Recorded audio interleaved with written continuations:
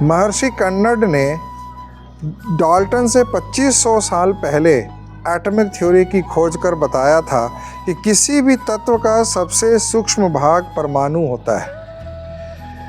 पंच सिद्धांत में वराहमिहिर ने ग्रहों के व्यास यानी कि डायमीटर का अनुमान लगाया था, बुध, शुक्र, मंगल, शनि, बृहस्पति का। उन्होंने अध्याय 18वें में मंगल ग्रह पर जल और लोहा होने की बात कही। अब जाकर के नासा भी इसकी पुष्टि करता है। ऋग्वेद में सूर्य, चंद्रमा और पृथ्वी की स्थिति के बारे में बताया जा चुका है। अब कोपरनिकस को भी बाद में ये बोलना और मानना पड़ा। संस्कृत में भूगोल यानी कि अर्थ इज राउंड, ये हमारे पौराणिक काल में ही लोगों को ज्ञात था।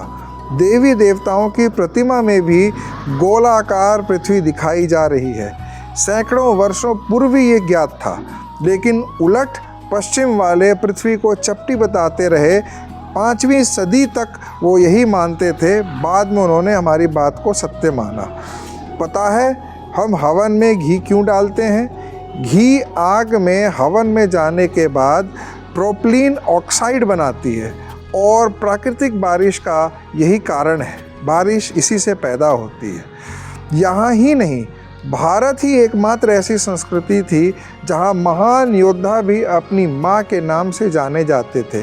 देवकी नंदन कृष्ण, गंगा पुत्र भीष्म, कुंती पुत्र अर्जुन, राधे पुत्र कर्ण, अंजनी पुत्र हनुमान आदि आदि।